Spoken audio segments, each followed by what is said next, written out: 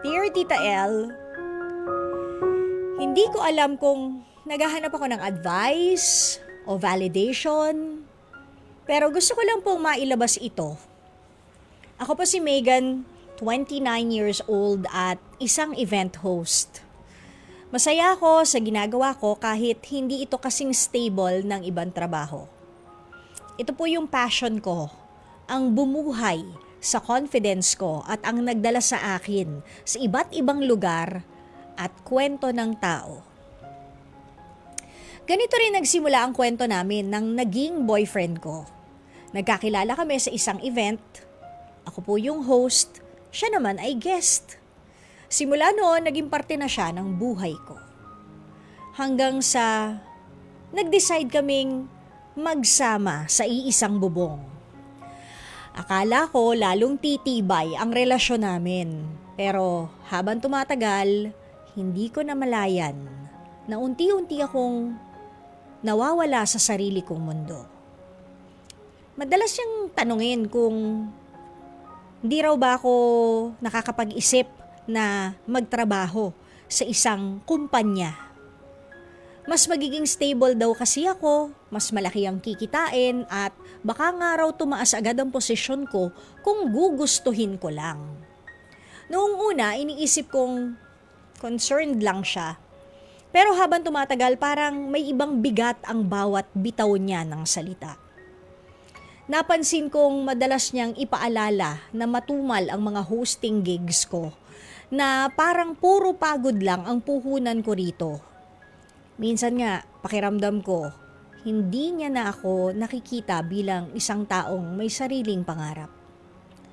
Aminado akong hindi palaging puno ang schedule ko. May mga buwang halos walang event.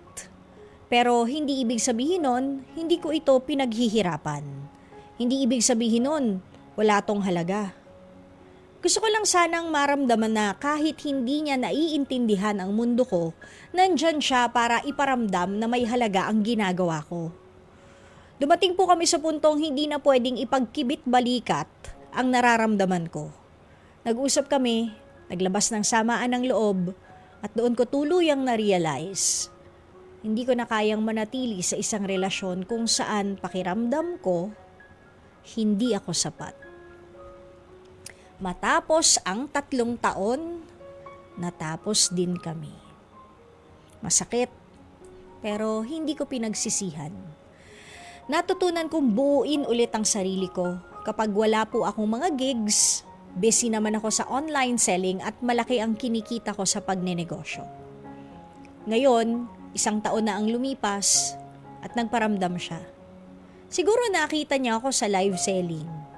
Sinabi niyang ako pa rin ang hinahanap niya, na napagtanto niyang mali ang naiparamdam niya noon.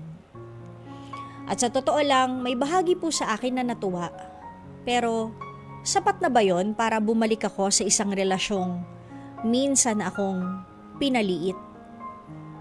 Hindi na, Tita El. Dahil sa wakas, alam ko na ang halaga ko. Pero kung ikaw, Tita El, babalik ka ba sa ganong relasyon? Megan ng Manila. Megan ng Manila, dinagdagan mo naman yung problema ko. Kanina ko pa tinatanong yung sarili ko kung ano nangyari doon sa billboard ng pamamaalam na may corona. Tapos nagkaroon pa ng warrant of arrest dating Pangulong Duterte. Tapos ngayon, ako pa ang gusto mong tanungin kung ako ba ay babalik doon sa ganong klaseng relasyon. Alam mo, may isa pang gumulo sa isipan ko. Pagising ko kanina umaga, pagkasabi ko ng thank you Lord, pagbukas ko ng social media, si Queen Consort Camilla, asawa ni King Charles, sabi, lalaki daw siya dati. Totoo? Imagine today para kay tita. Pero, dahil nga mahilig naman akong hanap ng katotohanan, kaya nga tayo na sa True FM, di ba? Tiningnan ko, and yun nga, AI-generated fake news siya. So medyo nabawasan. Nabawasan yung mga iniisip ko for today. Pero eto, dinagdagan na naman po ni Megan ng Manila.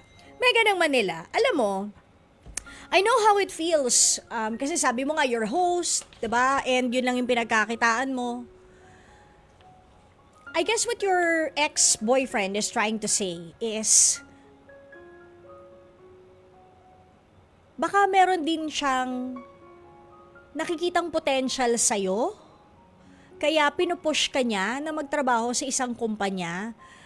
Kasi tama naman siya na hindi sa lahat ng panahon may gig, may hosting. Naalala nyo nung pandemya, ano nangyari sa aming mga host? Nga, iyak. Ang tagal nga tayo hindi nagkarinigan sa radyo, ilang buwan din yun, di ba? From March to October, wala. Radyo pa yun, ha? So imagine mo, I guess, ang nakikita lang ng boyfriend mo o ng ex-boyfriend mo sa'yo is the potential na pwede mo naman kasing gawin yung passion mo na yan on the side. Sabi nga ni Chinky Tan, don't put all your eggs in one tray. At hindi pwedeng yan lang nang yan ang pangkabuhayan mo. Tingnan mo ngayon na nagkawalaan kayo ng ex mo at nag-online selling ka while doing hosting as well.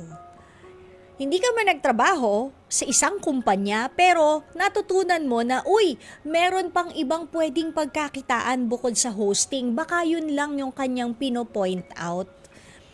Baka hindi lang kayo nagkaintindihan.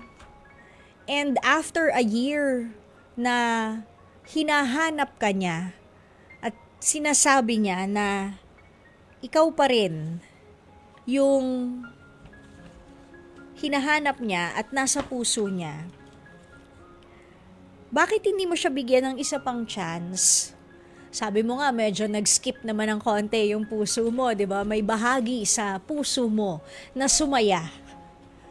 Bakit mo i-deprive yung sarili mo sa happiness pagdating sa love life? Would you rather meet somebody new and do adjustments again versus somebody who's trying to get back with you that you've known for 3 years and separated for a year? Wala na ba talagang pag-asa? Kasi at least kilala mo na siya. Malay mo, itong pangalawang pagkakataon, perfect na. Malay mo, itong pangalawang pagkakataon, marami rin siyang realizations na gustong ipakita sa'yo that he wants to make it up to you. Why don't you give him another chance? Masyado ka na bang busy sa online selling tsaka sa hosting? Wala ka na bang time para sa pag-ibig? Malay mo lang. Tinatanong mo ako kung ako ang nasa lugar mo, kung anong gagawin ko. Bakit hindi mo siya balikan? After a year ng paghihiwalay nyo, for all you know, nakaigi yun para sa inyong dalawa to become better people. And, pag naging kayo ulit, maybe a better couple. Kasi may pinagdaanan na kayo eh. Diba? Okay, Megan?